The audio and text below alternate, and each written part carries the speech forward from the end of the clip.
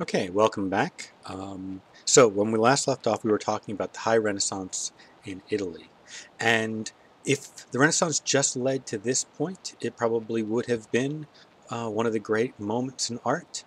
But as probably many of you know, it went further than this. The High Renaissance continued into what you might almost call the Late Renaissance, a period dominated by three extraordinarily impressive artists. Three artists so important, so famous, that they have been immortalized as three of the four Ninja Turtles. And those artists are, of course, Leonardo da Vinci, Raphael Sanzio, and Michelangelo Buonarroti.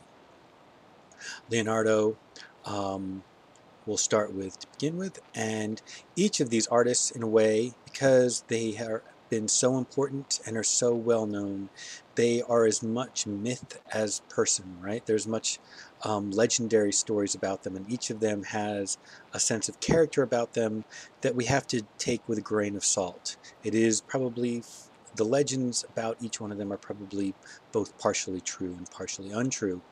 Um, and so with Leonardo, we have the scholar artist. We have the artist who is the true Renaissance man, who's interested in not just art, but in science, who's interested in all kinds of things to study. And his sketchbooks are probably as important a thing he has given us than anything else. His sketchbooks are amazing collections of drawings and notes, and we will, be forever in debt to him just for that and just for his drawings. But he did more than that. And as you can see from all these paintings, he was truly a very important artist. As part of also this kind of stereotype of Leonardo was the idea of him being mercurial and kind of quick to start projects, but also quick to give up on projects.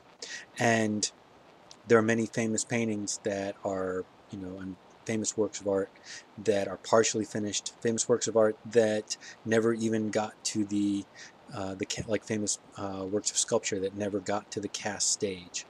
Um, and that is to a degree true, but it is also an exaggeration.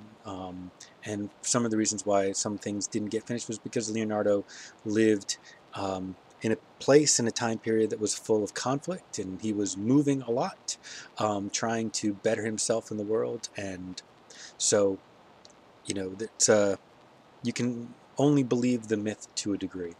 Um, but Leonardo was truly an amazing artist, and among other things, he was a fantastic painter.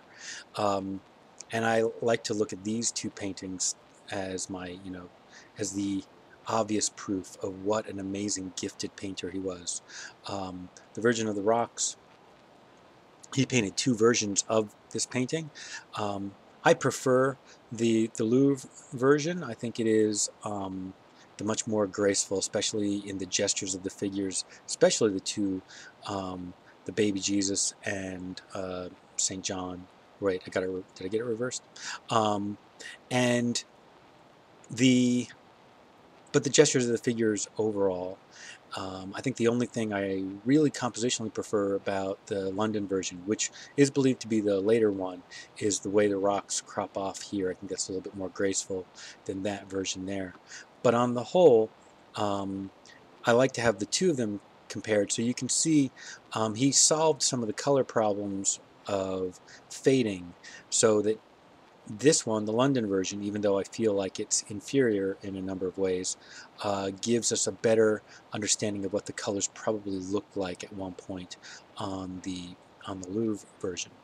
Um, and so Leonardo is important as part of this big three for a number of reasons. And like I said, if nothing else, just for his sketchbooks.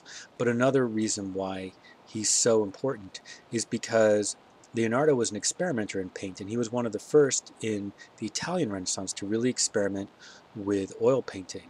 And he started working with this manner that he kind of, although some others did as well, but he was most known for it, which is called sfumato, which is this idea of painting in these thin layers of paint, thin layers of to darken areas and to kind of modulate areas, and to create to push some things back and to create lights and darks in the forms. Sfumato comes from the word smoke in Italian, so it means kind of smoke-like, and you can really get a sense of that as you're looking at like the way this background space is painted. And he also was part of this push towards what we call chiaroscuro, which is in Italian means light and dark. And it's a focus in painting where things are revealed by the light shining on them rather than things being revealed by this is this color, this is that color. And we'll see more of that idea of chiaroscuro as we go through the Renaissance and even into the Baroque. So Leonardo, as I said, extremely important. And then we have Raphael, who is such a gifted figure draftsman and a beautiful, gifted painter. Raphael, probably the myth about Raphael is that he was a pure, graceful talent, a virtuoso, kind of the Italian Renaissance painting version of Mozart, where everything is effortless and everything comes easy.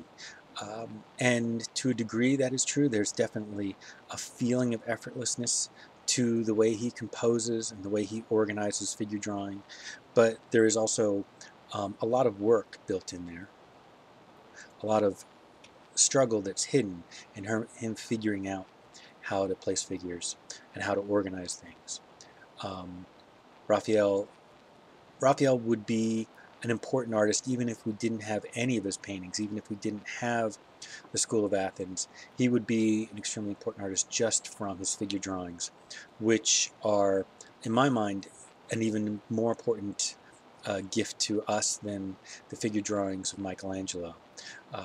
Because what I love about Raphael's figure drawings is, as much as he's interested in every articulation, every piece of anatomical detail, he's always interested in understanding the whole figure as a volume and making sure that we see clearly the space and volume of the whole first and of the detail second.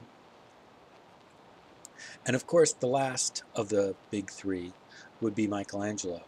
And I start with the work that most people would know as Michelangelo's most important work, is Sistine Chapel, and I'm going to debunk that and say that that's actually not his most important work. His most important works, at least in his lifetime, he was considered first and foremost a sculptor, and he made many, many sculptures. I'm just showing you sort of the big three. Of course, you know about Michelangelo's David, but also his Pietà here in the center, and his also equally famous Moses, which is probably not well known now for reasons that have to do with, well, it's just complicated. But he was an amazing sculptor, and he was also a highly successful architect. And he thought of himself as a painter last. He thought of himself as a sculptor first and foremost, also as a lover of architecture and as an architect, and he thought of himself as an adequate painter. But as we can see from his, as from the Sistine Chapel, especially from the Sibyls, his adequate painting is pretty darn amazing.